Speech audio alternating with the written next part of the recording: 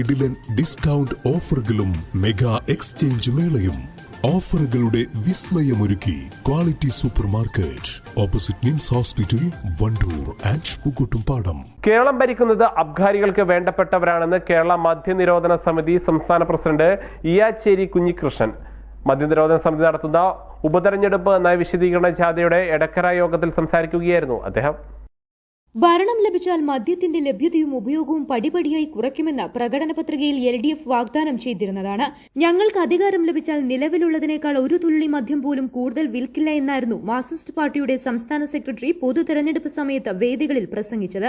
എന്നാൽ ഭരണം ലഭിച്ചതോടെ മുമ്പ് നൽകിയ ഉറപ്പുകളെല്ലാം അവഗണിച്ച് LDF സർക്കാരിന്റെയും പാർട്ടിയുടെയും മുഖ്യ വരുമാന സ്രോതസ്സാക്കി ബാർ ലൈസൻസ് നൽകുന്നതിനെ മാറ്റി. പിണറായി സർക്കാർ അധികാരമേറ്റപ്പോൾ ആകെ 29 ബാറുകൾ മാത്രമുണ്ടായിരുന്ന കേരളത്തിൽ ഇപ്പോൾ 941 ബാറുകളുണ്ടെന്നും അദ്ദേഹം പറഞ്ഞു. നാടെങ്ങും മദ്യമൊഴുക്കി കുടുംബം തകർക്കുന്ന LDF സർക്കാരിനെ തിരുത്തണമെന്ന് ആഹ്വാനം ചെയ്താണ് മദ്യനിരോധന സമിതി പ്രചാരണം നടത്തുന്നത്.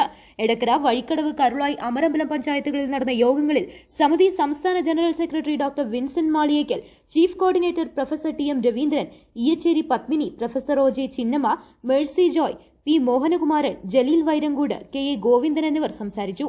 News bureau, Edakkara. സ്വന്തം ഹൈസ്പീഡ് ഇന്റർനെറ്റ്, നമ്മുടെ സ്വന്തം ഇന്റർനെറ്റ്.